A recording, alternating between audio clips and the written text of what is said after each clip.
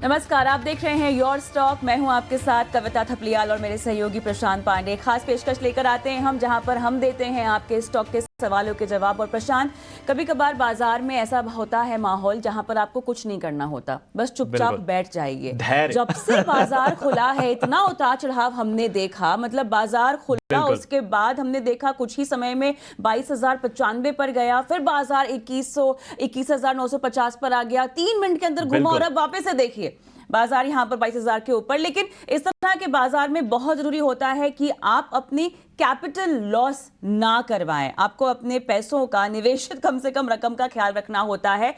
बहुत जरूरी है कि आप धैर्य रखें और सही तरह की स्टॉक पिकिंग करें, जो हम आपको इस शो के जरिए बताते हैं, हमारे एक्सपर्ट्स के जरिए। और इसीलिए बाजार खुलते ही तुरंत ये पेशकश आपके लिए लेकर आते हैं, जहां पर आपके सवालों के जवाब हम देते हैं। और सवाल पूछने का तरीका क्या है बताते हैं आपको। आप एसएमएस कर सकते हैं अपने सवाल, व्हाट्सएप कर सकते हैं नंबर पर जो फ्लैश हो रहे हैं। इसके अलावा सोशल मीडिया के तमाम प्लेटफॉर्म्स पर हम लाइव हैं इस वक्त। खासतौर से फेसबुक पर अगर देख रहे हैं तो हम भी आपके सवालों को देख सकते हैं। झटपट अपने सवाल कमेंट बॉक्स में डालिए ताकि आपके सवाल हमारे मेहमानों के सामने हम रखें। और आपके जवाब देने के लिए हमारे साथ फिलहाल जुड़ गए हैं एसएमसी ग्लोबल के सौरभ जैन। आपका स्वागत है सौरभ।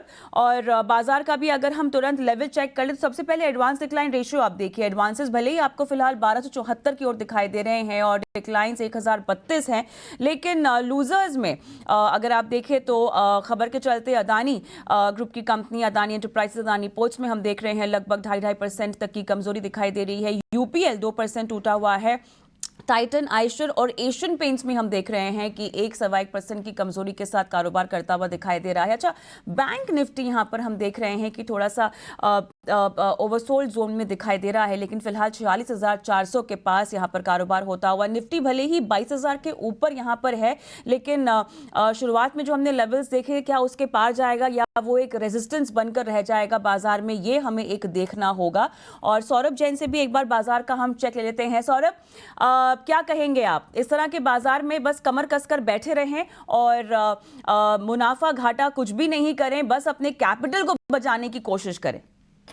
देखिए, बिल्कुल मैं समझता हूँ कि अगर जो लंबे समय के आप निवेशक हैं, तो धैर्य ज़रूर रखें बाज़ार में। देखिए, एक तो जो बाज़ार में क्लियर कट डायरेक्शन मिल रहा है, वो यही है कि मझौले और जो स्मॉल कैप होते हैं, उन शेयरों में ज़्यादा बिटाई है। वो इंडेक्स से भी दिखता है, तकरीबन मिड कैप इंडेक्स 6% इस साल नीचे है, स्मॉल कैप्स 11% नीचे है। वहीं निफ्टी को अगर आप देखें तो केवल 2% ही वो नीचे है। तो एक ये ट्रेड सामने आ रहा है, जो एक निकल के सामने आ रहा है कि लार्ज कैप में ज़्यादा बेहतर स्थिति है। और अगर आपके पोर्टफोलियो में लार्ज कैप अभी कम है या पोर्टफोलियो को आप स्विच करना चाहते हैं, तो मैं समझता हूँ थोड़े मिड कैप, स्मॉल कैप में जैसे-जैसे बाज़ार थोड़ी रिकवरी लेता है, वहाँ पर पोज़ीशन हल्की करके आप लार्ज कैप में शिफ्ट कीजिए। सेक्टर्स जो अच्छे लगते हैं, मुझे लगता है आईटी, फार्मा, बैंकिंग और कैपिटल गुड्स। ये क्षेत्र मुझे लगता है कि काफ़ी अच्छा करेंगे 2024 में, डिस्पाइट मार्केट में कितनी भी वॉलेटिलिटी रहे। ठीक है, तो आईटी, फार्मा, इसके अलावा कैपिटल गुड्स, ये सेक्टर फिलहाल पसंद आते हुए सौरभ जी को। और इस बीच हमारे साथ एक और खास एक्सपर्ट जुड़ चुके हैं, नितलेश पावस्कर भी। नितलेश जी, गुड मॉर्निंग, बहुत बहुत स्वागत है आपका। आपके पास हम लौटेंगे, लेकिन सबसे पहले फटाफट से अपने दर्शक का सवाल लेते हैं। विनीत सिंह सोलंकी साहब हमारे साथ मध्य प्रदेश के रतलाम जिले से इस वक्त जुड़े हुए हैं। विनीत जी नमस्कार, पूछिए क्या जानना चाहते हैं? हाँ नमस्कार सर, दिलीप सिंह सोलंकी नाम है मेरा। अच्छा सर, माफी चाहेंगे। दिलीप जी पूछिए। सर, रिलायंस इंफ्रा के 2500 शेयर है मेरे पास, 2,500, 180 के भाव के लिए मैं। ठीक है, ठीक है। तो सबसे पहले तो आपको बधाई, क्योंकि आज ही देख रहे हैं हम कि 7.25% के ऊपर भाग चुका है स्टॉक। जी जी, कोई और सवाल आपका? बस ये अगले एक साल का व्यू जानना चाह रहा था सर। ठीक है, ठीक है। हालांकि आपने बहुत अच्छे लेवल पे लिया हुआ है, तो फिलहाल इस आपको फायदा भी होता हुआ, और आज भी हम देख रहे हैं कि 7.5% की तेजी देखते ही देखते ये स्टॉक का फिलहाल ऊपर जा चुका है, 7.5% के ऊपर। नितलेश, रिलायंस इंफ्रा 180 की खरीद है, फिलहाल 255 के स्तर पे इस वक्त ट्रेड करता हुआ, क्या सलाह होगी दिलीप जी को? देखो, यहाँ पे मेरे को पहले तो बधाई देना चाहता हूँ और साथ-साथ एक चीज़ कहना चाहता हूँ कि आप अपनी क्वांटिटीज़ को थोड़ा-थोड़ा करके कर लीजिए और 230, 235 का एक स्टॉप लॉस ज़रूर मेंटेन करें। यहाँ पे मैं उनको राय देना चाहूँगा, 60% क्वांटिटी को बुक करें, 40% का स्टॉप लॉस को ट्रेल करें ₹235 के आसपास। क्योंकि यहाँ पे अगर हम लोग देखेंगे तो 2019 में जो एक ब्रेकडाउन हमें देखने को मिला था, काफी बड़ा कंसोलिडेशन था इस जोन में 300 से लेके 250 इस जोन में तकरीबन 2012 से 2019 वाला रेंज, मतलब 7 साल का जो रेंज था उस रेंज को ब्रेक डाउन किया है मार्केट ने और उसी लेवल को अभी मार्केट क्या कर रहा है, रिटेस्ट करने की कोशिश कर रहा है। तो यहाँ पे 60% क्वांटिटी को बुक कर लीजिए और साथ साथ 235 रुपीज का स्टॉप लॉस जरूर मेंटेन करें। अगर क्वांटिटी बुक नहीं करना है तो भी स्टॉप लॉस 235 का ही जरूर मेंटेन करें। ऐसा प्रॉफिट बुकिंग करने की सलाह दी जा रही है और अगर नहीं करना है तब भी आपको स्टॉप लॉस लगाकर ही अब आगे बढ़ना है, ये सलाह दी जा रही है। दिल्ली से धर्मेंद्र जी मेरे साथ फोन लाइन पर हैं। नमस्कार सर, गुड मॉर्निंग, धन्यवाद अपना सवाल भेजने के लिए। बताइए किन किन स्टॉक पर सहायता चाहते हैं हमसे, हमारे एक्सपर्ट से। या good morning Kavita ji, thank you so much. Actually मैं आपका एंड डिम्पी जी का एंड संजीव भसीन जी का बहुत बड़ा फैन हूँ। धन्यवाद। मैं उनको बहुत सुनता हूँ एंड उनका ही एक रिकमेंडेड स्टॉक था, इफ यू नोटिस वो डेली मॉर्निंग में 8:45 पे बोलते थे, स्टर्लिंग एंड विल्सन जी। तो वो सोलर स्टॉक जो है वो एक्चुअली अभी it's fell down on a good amount of price. Right. तो मैं वो एक्चुअली उस पर आइडिया लेना चाहता हूँ। अराउंड 200 to 200 शेयर्स मैं अभी परचेज कर सकता हूँ क्या नहीं? वो मेरे लिए बाई ऑप्शन रहेगा कि अभी और थोड़ा नीचे जा सकता है क्या वो? ठीक है। एंड आई एम अज्यूमिंग आप इसको मीडियम टर्म प्ले करना चाहते हैं कि लॉन्ग टर्म? या sure, medium term. Medium term ना, ठीक है। नितिलेश आपके पास आऊंगी मैं। गिरावट के लिए फिलहाल जो लेवल्स हैं स्टर्लिंग में, आपको लगता है कि लेने लायक हैं या इनको थोड़ा सा और रुक जाना चाहिए? जी, एक देखो स्टॉक में अगर हम लोग बात करेंगे तो यहाँ पे एक मोमेंटम जो था पहले स्टॉक में, एक बार के लिए मैं एक बार वीकली चार्ट को भी देख लेता हूँ। तो एक ब्रेकआउट के बाद अभी ये स्टॉक रिटेस्ट करने की कोशिश कर रहा है। तो स्टॉक में जो इम्पोर्टेंट लेवल्स है वो 440 से लेके 450 ये इम्पोर्टेंट लेवल है। इसके नीचे स्टॉक को खराब माना जाएगा। तो मैं यहाँ पे इनको एक राय देना चाहूंगा कि अगर स्टॉक फिर से 510 520 ये लेवल के ऊपर सस्टेन होता है तो यहाँ पे चाहिए तो अपने थोड़ी सी क्वांटिटी को क्या कर सकते हैं, ऐड कर सकते हैं 480 रुपीज। ये आपका क्या होगा, स्टॉप लॉस होगा। फिर ये स्टॉक में मोमेंटम हमें देखने को मिलेगा। या फिर यहाँ पे 500 के ऊपर नहीं चलता है तो 420 से लेके 440 इस रेंज में लेने की कोशिश करें। फिर आपका जो स्टॉप लॉस होगा वो 400 रुपए का स्टॉप लॉस बन के आएगा। ठीक है, तो यहाँ पर आपको एक खास रणनीति के तहत स्टॉक में आगे बढ़ना होगा। चलिए बढ़ते हैं आगे, अगले कॉलर को जोड़ते हैं। विकास हमारे साथ दिल्ली से जुड़ चुके हैं। विकास गुड मॉर्निंग, पूछिए क्या जानना चाहते हैं?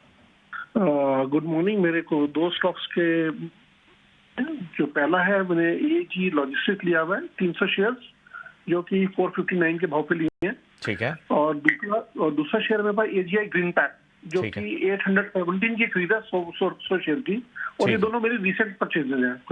ठीक है, तो नजरिया आपका कितना, कब तक रुक सकते हैं आप? I can hold long term. ठीक है। चलिए सौरभ जी, मैं आपके पास आना चाहूंगा। एजिस लॉजिस्टिक पहला इनका स्टॉक है। आज ये स्टॉक लगभग 3% ऊपर नजर आ रहा है। हालांकि इनकी खरीद 459 की है, ऊपरी स्तरों पर खरीदारी है। और दूसरा स्टॉक इनका ग्रीन पैक है जो कि 817 की इनकी खरीदारी है। 100 स्टॉक इनके पास हैं।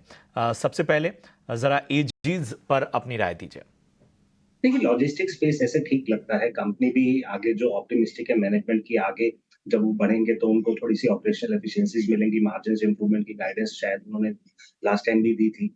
मैं समझता हूँ स्टॉक में वैसे ही करेक्शन आया जैसे हम mid cap small cap basket में देख रहे हैं। वैल्यूएशन कोई बहुत ज्यादा महंगा नहीं है, तकरीबन 3 टाइम्स बुक वैल्यू पे। तो मेरी सलाह से आप बिल्कुल होल्ड कर सकते हैं। एवरेज इस जिस तरह से वॉलेटिलिटी चल रही है बाजार में, बिल्कुल नहीं करें।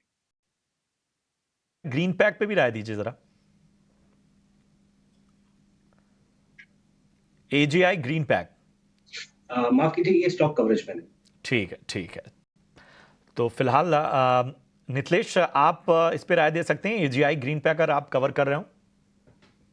जी, मैं चार्ट्स को देख के एक बार के लिए अपडेट दे देता हूँ। देखो स्टॉक में अगर हम लोग देखेंगे तो एक इम्पोर्टेंट एरियाज के आसपास खड़ा है जहां से एक स्टॉक ने एक ब्रेकआउट दिया था 7 750 के आसपास का जो लेवल था, उसी लेवल के ऊपर ये अभी ट्रेड करने की कोशिश कर रहा है। तो ये स्टॉक में अगर ये 780 ये लेवल को ब्रेकआउट कर देता है, तो यहाँ से एक मोमेंटम फिर से हमें देखने को मिलेगा। लेकिन ये स्टॉक अगर फिर से 740 ये लेवल के नीचे ट्रेड करता है, तो फिर ये स्टॉक 650 से लेके 620 ये लेवल्स भी क्या कर सकता है, दिखा सकता है। तो अभी के लिए आप स्टॉप लॉस बिल्कुल बना के रखिए 735 रुपए के आसपास का। 780 के ऊपर निकलता है, एक मोमेंटम फिर से स्टॉक में देखने को मिलेगा। फिर ये स्टॉक 850 880 लेवल्स भी क्या कर सकता है, दिखा सकता है। तो 735 आपका जरूर स्टॉप लॉस होना चाहिए। हायर लेवल के ऊपर 780 निकलता है, तो थोड़ा सा क्वांटिटी लेके आप फिर से मोमेंटम में बैठ सकते हैं।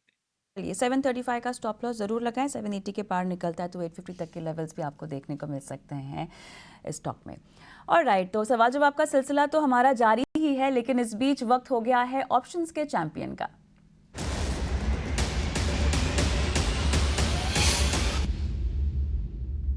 और हमारे साथ जुड़ गई है फिनवर्सिफाई की ध्वनि पटेल। हाय ध्वनि, गुड मॉर्निंग। बताइए क्या है आपकी राय आज के लिए?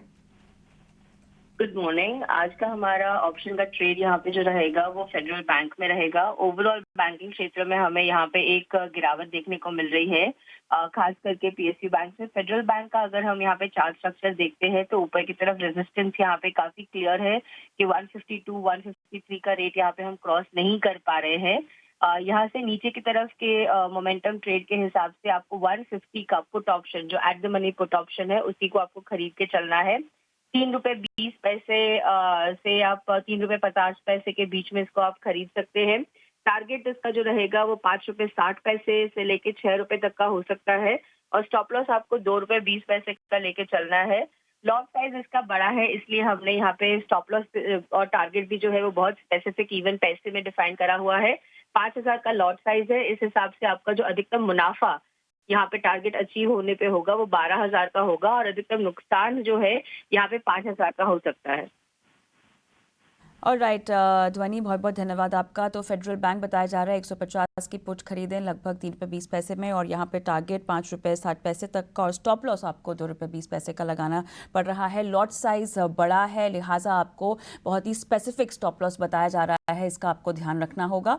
और लगे हाथों एक डिस्क्लेमर भी आपके स्क्रीन पे हम दे देते हैं, क्योंकि यहाँ पर एफएनओ में ट्रेड करके बहुत लोग अपना नुकसान भी कर बैठते हैं, हाथ जला बैठते हैं। लिहाजा आपको बहुत सोच समझ कर और अपने आर्थिक सलाहकार से सलाह मशवरा करके ही एफएनओ में ट्रेडिंग करनी चाहिए। ये डिस्क्लोजर। आगे बढ़ते हैं, और विश्वकर्मा साहब गुरुग्राम से मेरे साथ जुड़ गए हैं फोन लाइन पर। नमस्कार सर, गुड मॉर्निंग। नमस्कार मैडम। बताइए सर। नाव स्वदेश को सभी को मेरा नमस्कार मैडम। जी सर, बताइए। मैडम, मेरा एक अडानी बिल्डर पे सवाल था। 3 स्टॉक है मेरे पास, एक एचडीएफसी बैंक और स्पंदना सिक्योरिटी फाइनेंस और अडानी बिलमार।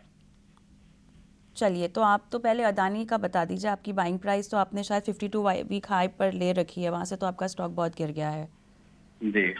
तो क्या नजरिया है इसमें? मैडम, मेरा सब शेयर में 2 से 3 साल का 4 साल का नजरिया है। ठीक है, तो मेरे पास बाइंग प्राइस केवल अडानी विल्मर की है सर। आप मुझे एचडीएफसी की बाइंग प्राइस बताएंगे? एचडीएफसी की बाइंग प्राइस मेरा 1591 रुपया है। 180 शेयर है मेरे पास। 1591। और स्पंदना स्फूर्ति में? जी, इसमें हमारा 1156 का बाइंग प्राइस है। 36 शेयर है। 1156 1591। चलिए ठीक है। और 1 से 2 साल का नजरिया है ना? चलिए सौरभ जी, आपके पास आऊंगी। सबसे पहले तो अडानी विल्मर, इनके बाइंग प्राइस से बहुत ज़्यादा टूट चुका है और रेंज में ही घूम रहा है, लगातार हम देख रहे हैं। बताइए। देखिए, कंपनी एडिबल ऑयल के बिजनेस में है, वहां पर इनको थोड़ा बिजनेस अच्छा नहीं चल रहा है। कंपनी को सितंबर क्वार्टर में, जहां तक मैं समझता हूँ कि लॉस ही हुए थे, दिसंबर क्वार्टर थोड़ा बेहतर आया।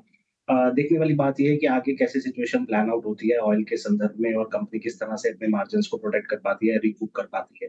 यहाँ एवरेज की सलाह नहीं दूंगा, क्योंकि इनका लंबे समय के लिए इनका जो इस पर नजरिया है, तो मैं समझता हूँ इसमें बने रहे। एचडीएफसी बैंक की जहां तक इन्होंने बात की, तो मैं समझता हूँ कि थोड़ा सा समय लगेगा, बैंक भी स्लो चलेगा क्रेडिट ग्रोथ के लिए। विलय के बाद जो इनके कॉस्ट ऑफ फंड्स थे उसकी वो बढ़ गए हैं, बिकॉज कासा कम हो गया है।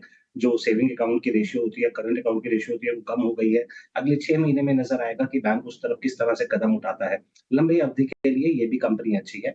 स्पंदना पूर्ति के लिए मैं कहूँगा कि स्पंदना पूर्ति की बजाय इस तरह की एनबीएफसी की बजाय अगर आप प्योर बैंकिंग प्ले करें तो ज़्यादा बेहतर होगा। अगर आप यहाँ से स्विच ओवर करना चाहें तो मैं समझता हूँ कैनरा बैंक, यूनियन बैंक इस तरह के जो ऑप्शंस हैं वो ज़्यादा बेहतर साबित हो सकते हैं इन्वेस्टमेंट के हिसाब से।